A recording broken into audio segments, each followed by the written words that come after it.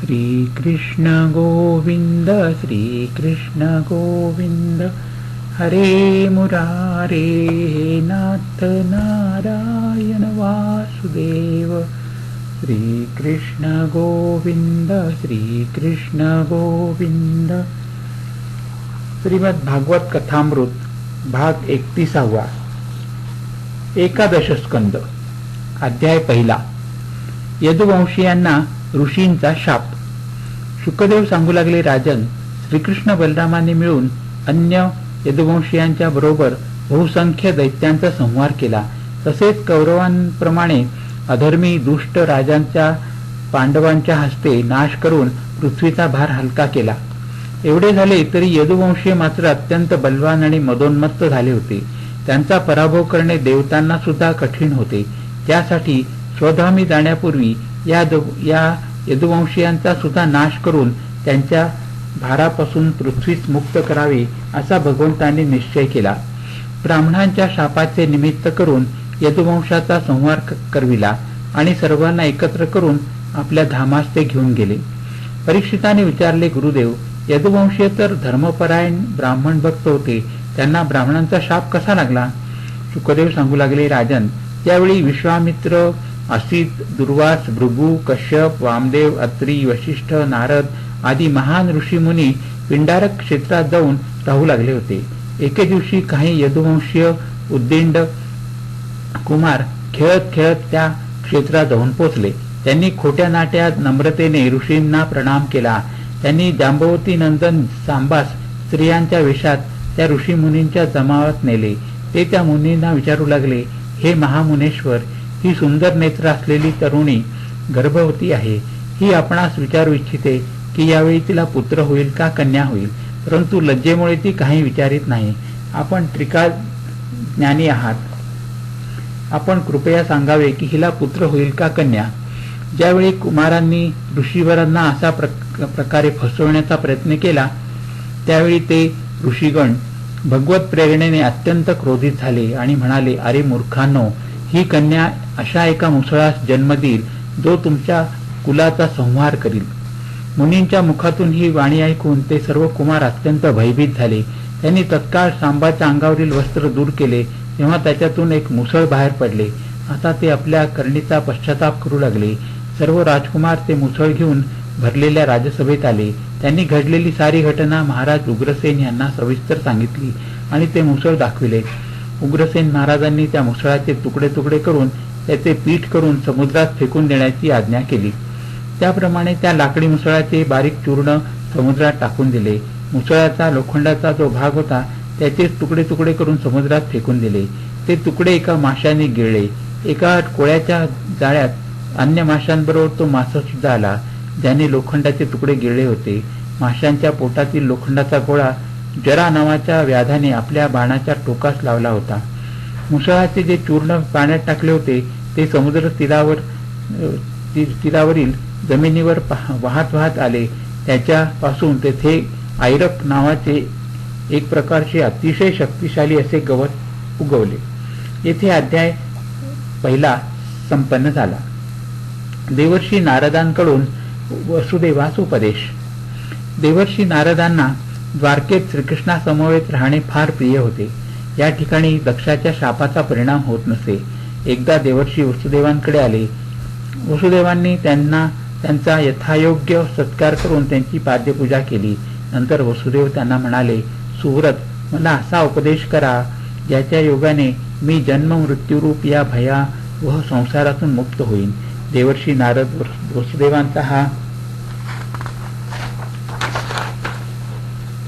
प्रश्न ऐकून भगवंतांच्या अचिंत्य अनंत कल्याणमय गुणांच्या स्मरणाने तन्मय होऊन गेले आणि प्रेममय आनंदात वसुदेवास म्हणाले, हे यदुवंश शिरोमणी, भागवत धर्म अशी एक वस्तू आहे ज्यास कानाने ऐकण्याने, वाणीने उच्चारण करण्याने, चित्ताने स्मरण करण्याने, हृदयाने स्वीकार करण्याने अथवा या धर्माचे पालन करीत असलेल्यांचे केवळ अनुमोदन करण्याने सुद्धा मनुष्य त्याच क्षणी पवित्र होतो. वसुदेव, तुम्ही परम कल्याण स्वरूप माझे आराध्य दैवत भगवान नारायणाची मला स्मृती करून दिली.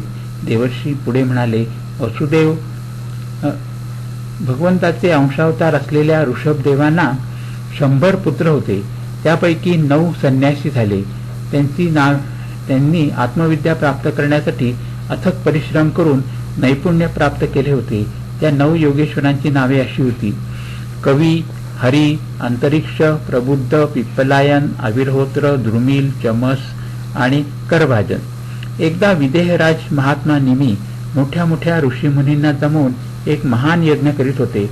हे 9 योगेश्वर स्वच्छंदपणे विचरण करीत असताना श्री निमी महाराजांचे यज्ञ मंडपी येऊन पोहोचले.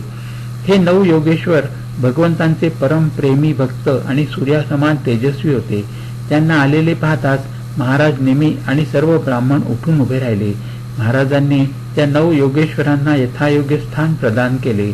ते स्थानापन्न झाल्यानंतर निमीने अति नम्र भावाने प्रश्न केला: हे महात्मन, मनुष्यांचे जीवन क्षणभंगूर असताना परम कल्याणाचे स्वरूप काय आहे आणि याचे साधन काय आहे?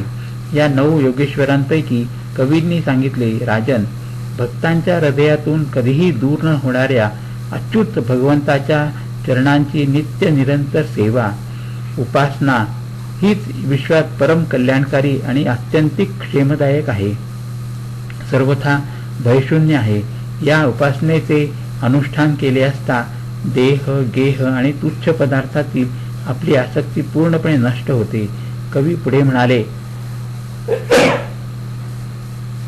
राजन, भागवत धर्माचे पालन करणारा मनुष्य विघ्नांनी पीडित होत नाही. भागवत धर्माचे पालन करणाऱ्यासाठी असा नियम नाही की त्यांनी कोणत्या तरी विशेष प्रकारचे कर्म करावे.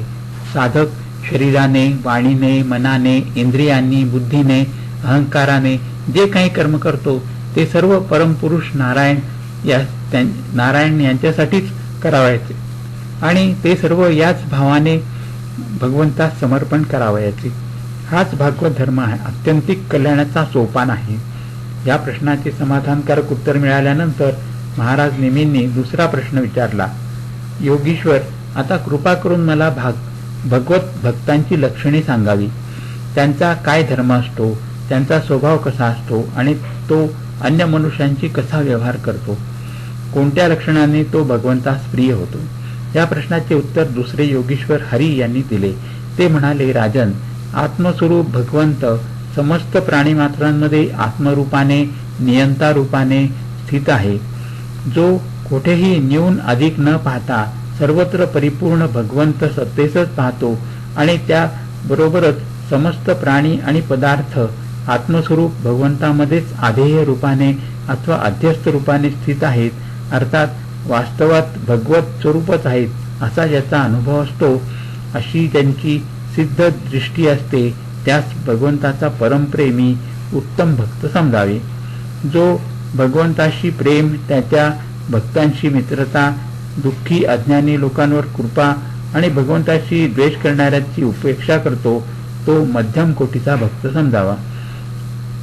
जो भगवंताच्या मूर्तीची पूजा अर्चा करतो, मोठ्या श्रद्धाभावाने करतो, परंतु भगवंताच्या भक्त अथवा अन्य लोकांची विशेष सेवा शुश्रूषा करीत नाही, तो साधारण श्रेणीचा भक्त समजावा. जो इंद्रियद्वारा शब्द, रूप आदी विषयांना ग्रहण तर करतो, परंतु आपल्या इच्छेविरुद्ध विषयांचा द्वेष करीत नाही, अनुकूल विषयांच्या प्राप्तीने हर्षित होत नाही आणि अशी ज्याची धारणा असते की ही सारी भगवंताचीच माया आहे, तो उत्तम भगवत भक्त असतो. राजा निमीने पुढे विचारले: योगीश्वरांनो, मी मायेचे स्वरूप जाणू इच्छितो, कृपया मला कथन करावे. या प्रश्नाचे उत्तर तिसरे योगेश्वर अंतरिक्ष यांनी दिले. ते म्हणाले: राजन, आदिपुरुष परमात्मा ज्या शक्तीने संपूर्ण भूत प्राण्यांचे पालन कारण बनतात, त्यांचे विषय, भोग आणि मोक्षाच्या सिद्धीसाठी अथवा त्यांच्या उपासकांना उत्कृष्ट सिद्धी प्राप्त होण्यासाठी पंचमहाभूताद्वारा नाना प्रकारचे देव, मनुष्य आदी शरीरांची निर्मिती करतात, त्यालाच माया असे म्हणतात.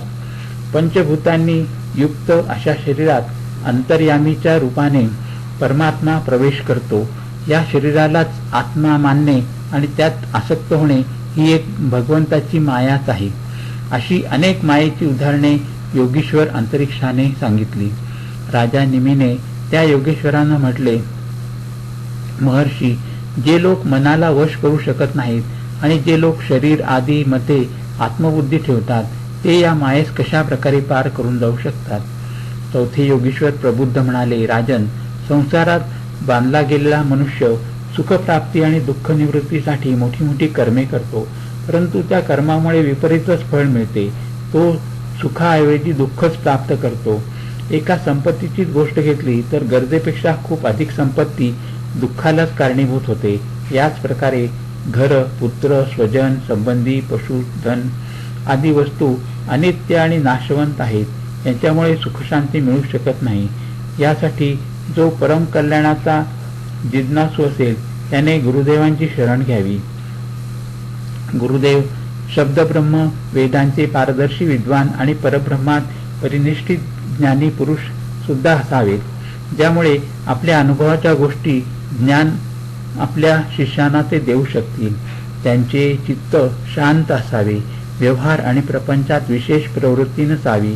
शिष्याने आपल्या गुरूंना आपले परम प्रियतम आत्मा आणि इष्टदेव मानून त्यांची निष्कपट भावाने सेवा करावी.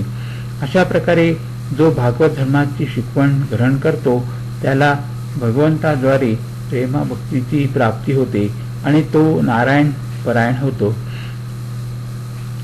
आणि तो मायेस सहजच पार करून जातो. निमी राजाने पुढचा प्रश्न विचारला, महर्षी, तुम्ही परमात्म्याचे सत्यस्वरूप जाणणारे आहात. यासाठी कृपया मला जो परब्रह्म परमात्मा नारायण नावाने वर्णिला जातो त्याचे स्वरूप काय ते सांगावे. या प्रश्नाचे उत्तर पिप्पलायन नावाच्या 5व्या योगेश्वरांनी दिले. ते म्हणाले, राजन, जो या विश्वाची उत्पत्ती, स्थिती आणि प्रलय यांचा निमित्त कारण आणि उपादान कारण दोन्ही आहे, जो निर्माण करणाराही आहे आणि निर्माण होणाराही आहे, परंतु स्वतः कारण रहित आहे, जो स्वप्न, जागृती आणि सुषुप्ती अवस्थांमध्ये त्यांच्या साक्षी रूपाने विद्यमान असतो आणि समाधी अवस्थेत सुद्धा जसाच्या तसाच एकरस राहतो. त्याच्या सत्तेने सत्तावान होऊन शरीर, इंद्रिय, प्राण आणि अंतःकरण आपापले कार्य करण्यास समर्थ होतात. त्याच परम वस्तूस आपण नारायण समजावे. तो परब्रह्मस्वरूप आत्मा कधीच जन्म घेत नाही अथवा कधी मरतही नाही. तो वाढतही नाही अथवा घटतही नाही. सर्व परिवर्तनशील पदार्थाचा तो साक्षी आहे.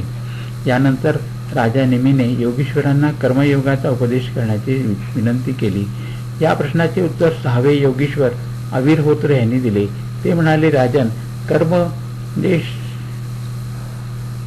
शास्त्र विहित आणि अकर्म म्हणजे निषिद्ध आणि विकर्म म्हणजे विहित कर्मांचे उल्लंघन हे तिन्ही वेदांच्या द्वारा जाणले जाऊ शकतात. वेद अपौरुषेय आहेत, ईश्वर रूप आहेत, त्यामुळे त्यांच्या तात्पर्याचा निश्चय करणे कठीण आहे. फलाची आशा सोडून आणि ते विश्वात्मा भगवंताला अर्पण करून जो वेदोक्त कर्मांचेच अनुष्ठान करतो त्याला कर्माच्या निवृत्तीने प्राप्त होणारी ज्ञानरूप सिद्धी मिळते. वेदांमध्ये स्वर्गप्राप्ती आदींचे जे वर्णन आले आहे ते केवळ कर्म करण्यास रुची प्राप्त व्हावी यासाठी आहे. ज्या पुरुषाला वाटते की शीघ्र ब्रह्मस्वरूप आत्म्याची गाठ उकलली जावी त्याने वैदिक आणि तात्विक दोन्ही पद्धतीने भगवंताचे आराधन करावे. यानंतर राजा निमीने भगवंतांच्या अवतारांचे, त्यांच्या लीलेचे वर्णन करून सांगण्याची विनंती केली. यावेळी 7वे योगीश्वर द्रुमिल यांनी आपल्या मधुर वाणीने विवरण केले. ते म्हणाले, राजन, भगवंतांचा पहिला अवतार आदिदेव नारायण या रूपात झाला. त्यांना पुरुष या नावाने संबोधले आहे. प्रजापती दक्षाची कन्या मूर्ती ही धर्माची पत्नी होती. तिच्या पोटी नर आणि नारायण या रूपात भगवंताने दुसरा अवतार घेतला. भगवान विष्णूंनी आपल्या स्वरूपात एकरस स्थिर राहून संपूर्ण जगताच्या कल्याणासाठी अनेक कलावतार घेतले. ते असे होते: हंस, दत्तात्रेय, सनक, सनंदन, सनातन, सनतकुमार आणि ऋषभदेव. भगवंतांनी हैग्रीव अवतार घेऊन मधुकैठब नावाच्या असुराचा संहार केला. हैग्रीव नावाच्या असुराने चोरलेल्या वेदांना ब्रह्मदेवांना आणून त्यांच्या स्वाधीन केले. प्रलयाच्या वेळी मत्स्यावतार घेऊन मनु, सत्यव्रत, पृथ्वी, औषधी, धान्यादींचे रक्षण केले. वराह अवतार घेऊन पृथ्वीला रसातलापासून वर काढले आणि हिरण्याक्षाचा उद्धार केला. त्याच भगवंतांनी कुर्मावतार घेऊन अमृत मंथनाचे कार्य संपन्न केले. भगवान विष्णूंनी हरी अवतार घेऊन शरणागत आणि आर्त भक्त गजेंद्राची मगरीपासून सुटका केली. हिरण्यकश्यपूचा वध करण्यासाठी भगवंतांनी नरसिंहाचा अवतार घेतला. वामन अवतार घेऊन बळीराजाकडून पृथ्वी तानामध्ये घेऊन त्याला सुतल लोकात पाठविले आणि स्वर्गाचे राज्य पुनरूपी इंद्रास मिळवून दिले. परशुरामाचा अवतार घेऊन पृथ्वीस 21 वेळा क्षत्रियहीन करून टाकले. तसेच हैहव वंशाचा संपूर्ण नाश करून टाकला. याच भगवंतांनी श्रीरामांचा अवतार घेऊन रावणाचा वध केला. अजन्मा असूनही पृथ्वीचा भार हलका करण्यासाठी यदुवंशात श्रीकृष्णाच्या रूपात अवतार घेतला. अशा प्रकारे योगेश्वराने भगवंतांच्या अवतारांचे वर्णन करून सांगितले. राजा निमीने 8वा प्रश्न विचारला, महर्षी, मला कृपा करून सांगा की ज्यांची कामना पूर्ण झाली नाही, लौकिक पारलौकिक भोगांची लालसा मिटली नाही आणि ज्यांचे मन आणि इंद्रिय वश झाले नाहीत, अशा लोकांची गती काय होते? 8वे योगेश्वर चमस यांनी या प्रश्नाचे उत्तर दिले. ते म्हणाले, राजन, भगवान स्वतःच ब्राह्मण, क्षत्रिय, वैश्य आणि शूद्र या 4 वर्णाचे निर्माते आहेत. तसेच त्यांच्यापासूनच 4 आश्रम, ब्रह्मचर्याश्रम, गृहस्थाश्रम, वानप्रस्थाश्रम आणि संन्यासाश्रम यांची निर्मिती झाली. यासाठी या वर्णात आणि आश्रमात असलेल्या मनुष्यांनी भगवंतांचे भजन पूजन नाही केले तर ते नीच योनीस प्राप्त होतात. राजा निमीने 9वा प्रश्न विचारला, योगेश्वर, मला कृपा करून हे सांगा की भगवान कोणत्या वेळी कोणत्या रंगाचा कोणता आकार स्वीकार करतात? मनुष्याने कोणत्या नावाने विधीने त्यांची पूजा करावी? आता करभाजन नावाच्या योगेश्वरांनी राजाचे समाधान केले. ते म्हणाले, राजन, 4 युगे आहेत. ते असे: सत्ययुग, त्रेतायुग, द्वापारयुग आणि कलियुग. या युगांमध्ये भगवंतांची अनेक रूपे, रंग आणि नावे असतात आणि विभिन्न विधीने त्यांची पूजा केली जाते. सत्ययुगात भगवंतांचा विग्रहाचा रंग असतो श्वेत. त्यांच्या 4 भुजा आणि माथ्यावर जटा असतात. त्यांनी वल्कले परिधान केलेली असतात. काळ्या मृगाचे चर्म, यज्ञोपवीत, रुद्राक्षाची माला, दंड, कमंडलू धारण केलेले असते. सत्ययुगाची माणसे अत्यंत शांत, परस्परात प्रेमभाव असलेले, सर्वांचे हितेशी आणि समदर्शी होते. ते इंद्रिय आणि मनास आपल्या ताब्यात ठेवून ध्यानरूप तपस्येद्वारा भगवंतांची आराधना करीत. हे लोक हंस, सुपर्ण, धर्म, योगेश्वर, ईश्वर आदी नावांनी भगवंतांच्या गुणलीलांची गायन करीत. त्रेतायुगात भगवंतांच्या श्रीविग्रहाचा रंग होता लाल. त्यांना 4 भुजा आणि कटिभागात 3 मेखला होत्या. त्यांचे केस सुंदर असून ते 4 भुजा आणि कटिभागात 3 मेखला होत्या. त्यांचे केस सुंदर असून ते वेद प्रतिपादित यज्ञाच्या रूपात राहून श्रुक, स्त्रुवा आदी यज्ञ पात्र धारण करीत. त्यांना धर्मात अत्यंत निष्ठा असते. त्रेतायुगात लोक विष्णू, यज्ञ, सर्वदेव, उरुक्रम, जयंत आदी नावाने त्यांचे गुणगान करीत. द्वापारयुगात भगवंतांच्या विग्रहाचा रंग सावळा होता. ते पितांबर परिधान केलेले, शंख, चक्र, गदा, पद्म धारण केलेले असत. त्यांचे वक्षस्थ स्त्रीवत्स चिन्हाने सुशोभित होते. गळ्यात कौस्तुभ मणी आणि वैजयंतीमाला भगवंताच्या मूळच्या सौंदर्यात भर घालीत होती. त्या काळी लोक भगवंताची वैदिक आणि तांत्रिक पद्धतीने आराधना करीत. कलियुगात भगवंताच्या श्रीविग्रहाचा रंग काळा असतो. ज्याप्रमाणे नीलम मण्यातून उज्ज्वल कांती धारा निघते, तशीच त्यांच्या अंगाची छटा सुद्धा उज्ज्वल असते. ते हृदय आदी अंग, कौस्तुभ आदी उपांग, सुदर्शन आदी अस्त्र आणि सुनंद आदी पार्षद यांनी युक्त असतात. कलियुगात श्रेष्ठ बुद्धी संपन्न लोक यज्ञाद्वारे त्यांची आराधना करतात. या युगात केवळ नाम संकीर्तनानेच समस्त स्वार्थ आणि परमार्थाची प्राप्ती होते. देवर्षी नारदांच्या मुखातून हे वक्तव्य ऐकून वसुदेव आणि देवकी अत्यंत आनंदित झाले. शुकदेव पुढे म्हणाले, राजन, हा इतिहास परम पावन आहे. जो एकाग्र चित्ताने यास धारण करतो तो आपले सर्व शोक मोह दूर सारून ब्रह्मपदास प्राप्त होतो. येथे अध्याय 2, 3, 4 आणि 5 समाप्त झाले. हरिओम तत्सत. हरिओम तत्सत. हरिओम.